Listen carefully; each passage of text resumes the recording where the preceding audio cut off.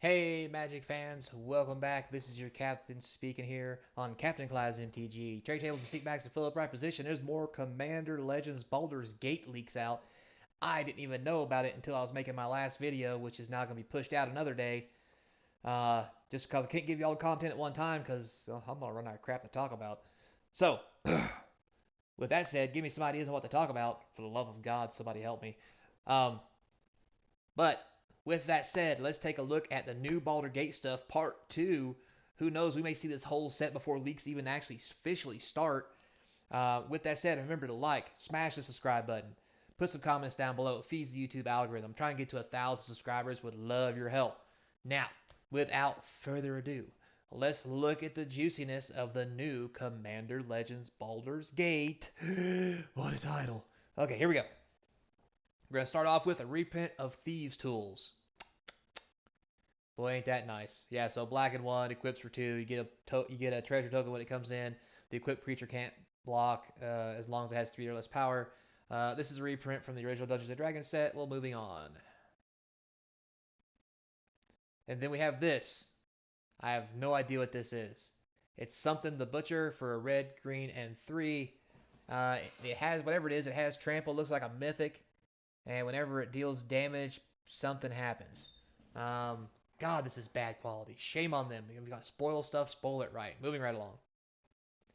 All right, here's something. Geralf's Messenger is back. Yeah, so this 3 black, 3/2 baddie is in many a deck, especially in Modern, which is the Yawgmoth deck, where it comes in the battlefield, opponent loses 2 life. It has Undying, so you sacrifice it, put a -1/-1 counter on it, blah, blah, blah. Complete the combo, kill your opponent, so forth and so on. This is a great $20 card, I think, and a great reprint. Look forward to seeing this in a set. All right, next we have Noble Heritage, a white and 1. It's an enchantment background. We still don't know how to get backgrounds. We don't know if they're kind of a um, Ikoria side note thing or something you get out of your sideboard. But anyway, point being, commander creatures you own here have that creature enters the battlefield at the beginning of your upkeep. So when this creature enters the battlefield and at the beginning of your upkeep, each player may put 2+1/+1 counters on a creature they control. For each opponent who does, you gain protection from that player until your next turn. Interesting. Lots of shenanigans there. Next we have Veteran Soldier, white and 1. This is clearly etched foil. Very nice. I don't see any. It's an enchantment, so background. Command creatures you own have whenever this creature attacks a player, if no opponent has more life than that player, each opponent creates a 1/1 white soldier token that's tapped and attacking that player. Oh wow! So this is a good way to run some shenanigans on somebody who's winning. All right, so next we have John Iricus Shattered 1, whatever that means. So a black, blue, and 2 for a 3/3 elf wizard, legendary. At the beginning of your end step, target opponent gains control of up to 1 target creature you control. Put 2+1/+1 counters on it and tap it. If it's goaded for the rest of the game and it gains, this creature can't be sacrificed. Whenever a creature you own but don't control attacks, you draw a card. Wow, that's a lot. I can see this being very interesting, especially in the decks where there's these new decks where you can like the Steel Beam Brawlers, I think is what they're called. They're the big combo deck now where you can give your opponent stuff out of your graveyard and make them not like it. With this is something else you could put in that same deck maybe, where you could lay this and then give away a creature you have. So like it could be a zero something creature or a creature that has a very detrimental effect. They could hit you for at most 2 damage. You get to draw a card, and that creature just lays a shellac into them while they own it. So maybe we'll see. Next we have Hatchling Emerald Archdruid, green and 3 for a 2/4 elf druid for 1 colorless till end of turn. Target token you control becomes a green bear creature with base power 4/4 in addition to its other types. Sweet Jesus. Choose a background. You can have a background as a second commander. Okay, there it is, boys and girls. 3% young ladies and everybody else in between. The background is in your commander slot. All right, so That's how you get a background, and apparently you get it for free. Now, we'll have to see if something happens to that background. Does it go back to the command zone, or does it go to the graveyard? That's yet to be answered, but we're getting there. By Joe, we're getting there. All right, we have Abdel, Adurin, Goron's Ward. Good lord, so many consonants. Anyway, for a white and 4, there's a 4/4 human warrior. When that guy enters the battlefield, exile any number of other non-land permanents you control until this guy leaves the battlefield. To create a 1/1 white soldier creature token for each permanent exiled this way, choose a background. Okay, which once again says you get it from your command zone. Um, it's very interesting. You can lay it out and protect a lot of your stuff that's non-land and try to go for the kill. And when they deal with your stuff, you can get your stuff back. It's gonna be very interesting because you can lay this, make a bunch of 1/1s, then sacrifice it, have everything else come back in, maybe cause some ETB triggers or something like that. Seems very cool. Next here we have Bane's Invoker, so white 1 for a 2/2 human cleric at Windwalk for 8 up to 2 target creatures each get +2/+2 and gain flying. Not a great common, but still pretty cool. At least it has something to do with mana sink, and Windwalk's a spell, and it's cool, and Bane's a god. Moving on. All right, we have Gut, True Soul Zealot.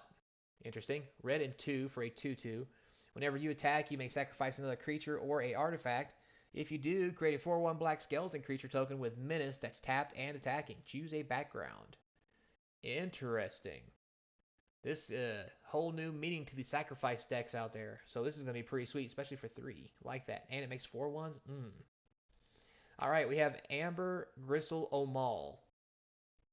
This is just disturbing on so many levels. Anyway, so we have I'm assuming a female dwarf, who is a, it's hard to tell them apart. For red and 3, you get a 3/3 with haste. When Amber attacks, you may discard your hand. If you do, draw a card for each player being attacked. Oh, wow. Choose a background. That's really cool. Because if you attack one, like if you have some 1/1 tokens, right, you just send one on every player, and you have no hand, you get to draw 3 cards. This seems really powerful as an uncommon. I like it.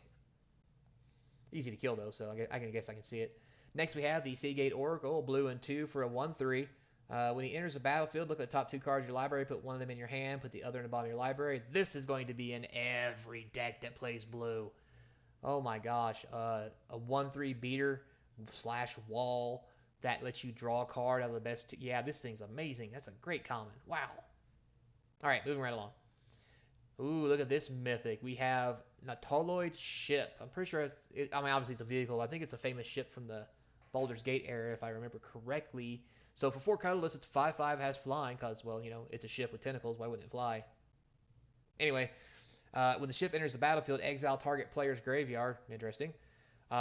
When the ship deals combat damage to a player, you may put a creature card exiled with the ship onto the battlefield under your control. That's disgusting. Oh, good lord. Exile their graveyard and just start slapping them with this thing and start putting big fatties on the table from your opponent's deck. Oh my lord. This thing's going to be 40 bucks. I'm not even lying, guys. It's got to be 40 bucks.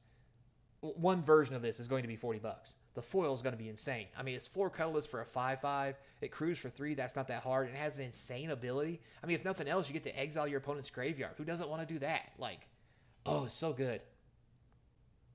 Moving on. All right, Commander Lyra Porter. White, red, and 3 for a 5/3. Whenever you attack, spells you cast from exile this turn cost X less to cast. Okay, where X is the number of players being attacked. Oh, that's not so good. Exile the top X cards of your library until end of turn. You may cast those spells. That's even better. All right, so this is actually really good. So even if you attack one person, you get to exile like 1 card from the top of your deck, and you can cast it for 1 less colorless mana. This card seems great. Probably why it's 5. Probably also why it's a 5/3 that's boltable and very killable. Yeah, love it. All right, moving right along. We have Wilson, the refined grizzly. Anyway, so for 1 green and 1, you get a 2/2. Spell can't be countered. It's got vigilance, rample. I'm sorry, reach, trample, ward 2, choose a background. Sorry, I got that little confused there. Reach and trample makes rample.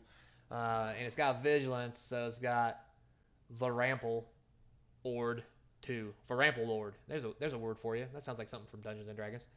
All right, moving right along. We have Inspiring Leader for a white and 2. This is a background. Commander creatures you own have creature tokens you control get +2/+2. So if you have 2 commanders out, they get +4/+4. So I'm really interested because this is in the command zone. As a commander, can you have just this and one commander, or can you have 2 commanders and this? Very interesting to see how this is going to play out with backgrounds. Next we have Slothinus Invoker. It's a green and 2 for a 3/2. Good rate for common. Conjure Elemental. So for 8 colors, you get to untap target land you control. It becomes an 8/8 elemental creature with trample and haste until end of turn. It is still a land. So you need 9 mana to make an 8/8 trampler. Not great, but I mean, desperate times calls for desperate measures. Moving right along. Feywild Caretaker, blue and 4 for, I think it's a 2/4. I think it's a 3/4. Orc Wizard, when he enters the battlefield, you get to take the initiative. We still haven't figured out what that does, other than give some benefits on certain cards. At the beginning of your end step, if you have the initiative, like I said, create a 1/1 blue fairy dragon token with flying. That's really cool. I mean, not the greatest thing in the world, but pretty sweet. All right, next we have Goron, Wise Mentor. Blue, white, and green for a 3/4 wizard with Vidge, a Lunce. Whenever you cast an adventure spell, you may copy it. If you do, choose new targets for the... Oh my lord. Here come the adventure commander decks. There's adventures already in the set, we know that, and Throne of Eldraine has some broken stuff in it. Oh my god. This is going to be sweet. Moving right along. Getting good. Roving Harper, white and 2 for 2/2, 3/2. Well, either way, when he enters the battlefield, you get to draw a card because, you know, white's notorious for drawing cards. At least it is in the last couple sets. This is ridiculous. Anyway, moving right along. All right, Marble Diamond. Yep, that's what it is. 2 colors, comes into play, tap, get a white. Everybody loves rocks. Moving on. Good reprint. Next, we have the Cultist of the Absolute. 1 black. Oh, it's a background, so 1 black for the background.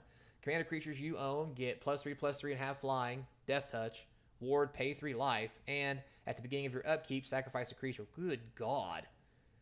Man, I don't think it's bad because, yeah, that's a lot of stuff to get. Sacrifice a creature. I'm sure there's plenty of ways you can make dudes or tokens to make this thing just broken. This seems great. Moving on. We have Baldurs Invoker, so red and 2 for a 4/2, and it casts Scorching Ray. Bump bump. For 8 mana, it does 4 damage to each opponent. Wow, each opponent. That's pretty sweet. It's a common, doesn't seem to do a whole lot. 8 mana is a lot. Might not see a lot of play, but it might shine every now and then. Next, we have Timora's Invoker. So apparently we have an Invoker apparently for every god, probably. Blue and 1 for a 1/3 that has Sleight of Hand. So for 8 mana, you can draw 2 cards. Boy, is that pricey. But then again, boy, is that cool.